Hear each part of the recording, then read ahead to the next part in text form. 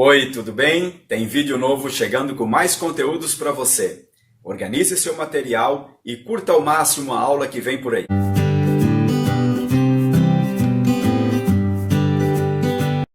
Podemos ser livres? O que é liberdade, né? Como é que você fala, trata, pensa, reflete sobre o tema liberdade, né? É poder fazer, pensar, ser, agir de qualquer maneira, em qualquer lugar, a qualquer hora, com quem a gente quiser. Liberdade é isso de fato? Então, nós podemos dizer que muito do mito sobre divindades ainda permanece no imaginário das pessoas que admitem a impotência diante da força do destino e da fatalidade. Eu posso fazer o meu caminho, eu posso escolher por onde ir, por onde passar, aonde chegar, posso planejar a minha vida? Ora, se eu penso que sim, eu já estou pensando como uma pessoa livre, como liberdade. Eu já estou entendendo o tema, o conceito de liberdade. Então, entender e relembrar que mito corresponde a um modo específico de compreensão da realidade. E que são lendas, são histórias fantasiosas, né? São fábulas contadas e tem um pouco de mistura de verdade e muito de ficção sobre fatos, sobre personagens, né? Se fala muito em mito pela questão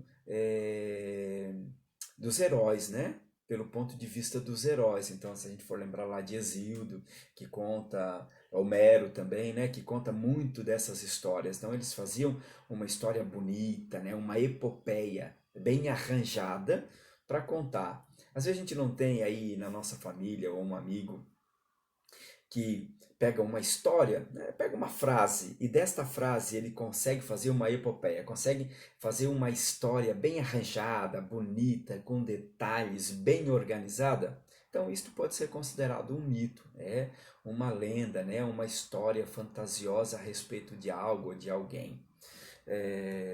Então, logo em seguida, né, na história, a gente vai perceber que os conteúdos das peças teatrais, eles são retirados dos mitos. E os personagens que faziam essas histórias, que encenavam essas peças teatrais nos palcos dos teatros, eles usavam máscaras. Por isso que o ícone do teatro, ele é uma máscara.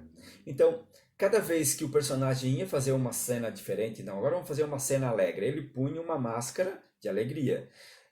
Agora é uma cena de tristeza, então ele ia lá e trocava essa máscara por uma cena de tristeza.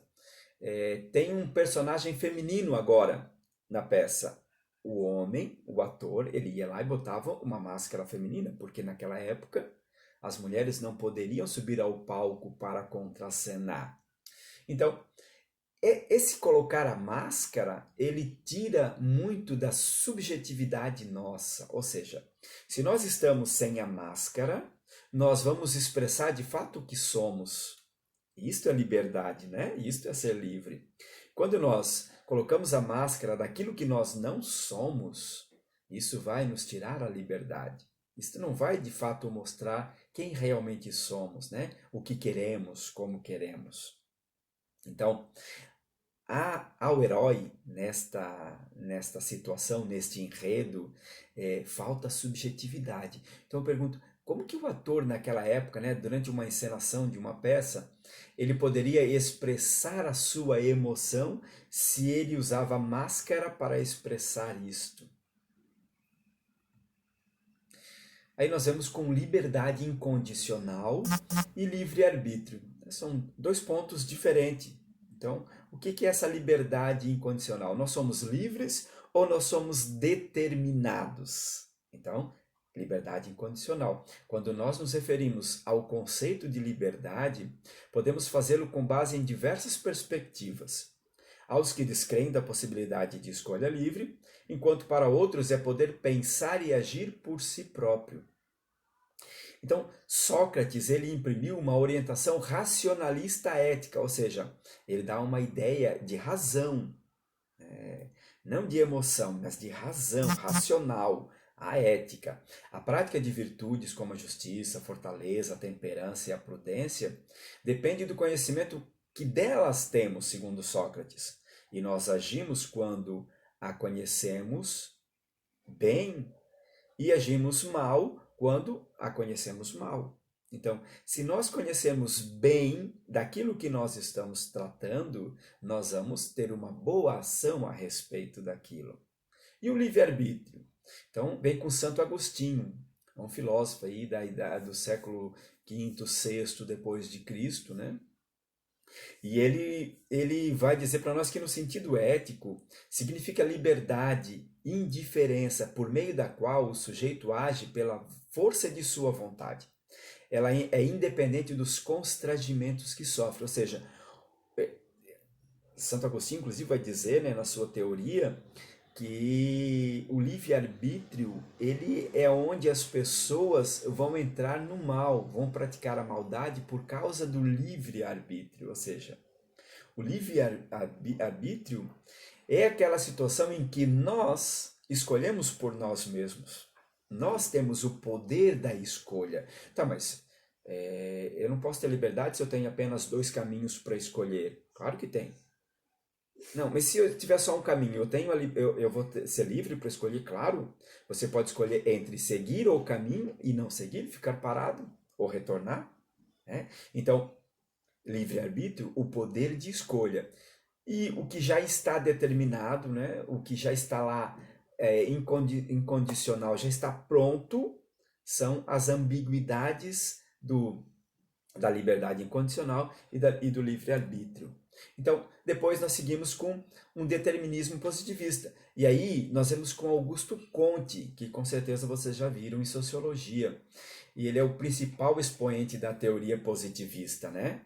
Então, para ele, a liberdade, ela já está posta, ela já está ali, né? Você tem os pontos da liberdade a ser cumpridos, mas você não pode escolher como vai fazer essa liberdade. Então, a consequência do positivismo para as ciências humanas, ela foi, entre outras coisas, a convicção de que não existe liberdade humana, ou, no melhor dos casos, de que não faz sentido discutir esses assuntos por serem metafísicos, por serem além do físico. Aí vem Baruch Spinoza, que ele vai rejeitar essa concepção tradicional da liberdade como livre-arbítrio. Então ele se recusa a desvalorizar as paixões, porque para ele a paixão está além da razão. Então nós agimos por impulso destas paixões, destas sensações. Então é o nosso sentido, né? O nosso sensorial que vai nos impulsionar a ter ou não ter liberdade. E que para ele, Deus não está separado da sua criação, ou seja, Deus está junto. Se foi Deus que criou, ele está unido. Então, não pode o homem, né, essa criatura, agir contra a sua natureza.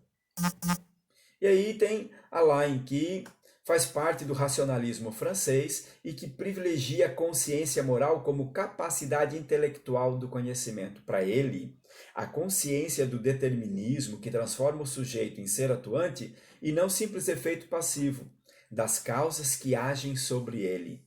A ação livre, ela se concretiza no trabalho do indivíduo como ser consciente e prático. Então, as pessoas têm consciência desta liberdade. E aí entramos com fenomenologia, que é uma discussão sobre liberdade que não se completa no plano de uma liberdade abstrata, né? Daquilo que que está apenas no nosso racional, nem conforme uma concepção racionalista, que privilegia apenas o trabalho da consciência, mas considera a liberdade do sujeito situado e capaz de relacionar-se com o mundo e consigo mesmo. Então são traduzidos por dois polos contraditórios, mas ligados entre si, a facticidade e a transcendência. E Merleau-Ponty, que relaciona a liberdade à compreensão do corpo, entendido como condição de nossa experiência no mundo, que este corpo ele habita o tempo e o espaço, e que a liberdade só se realiza se formos capazes de assumir nossa situação natural e social. E para finalizar, nós entramos com Sartre, e o existencialismo, que ele vai dizer que o indivíduo, né, a pessoa, ela vive a angústia da escolha. Por quê? Porque a existência, ela precede a essência. É a consciência autorreflexiva das pessoas que distingue, que diferencia o ser humano de coisas e animais. Então, a partir daí, nós começamos a nos angustiar quando temos que escolher entre alguma coisa, entre ser e não ser, entre fazer ou não fazer, entre ir por aqui ou entre ir por ali. Então, afinal, nós somos livres? Como que nós encaramos a liberdade postas a nós? E uma perguntinha final: nós queremos ser livres? Curtiram o conteúdo? Espero que vocês tenham aproveitado ao máximo a aula de hoje. Estou produzindo novos conteúdos e, em caso de dúvida, não esqueça de acessar o chat. Espero vocês no próximo vídeo. Tchau!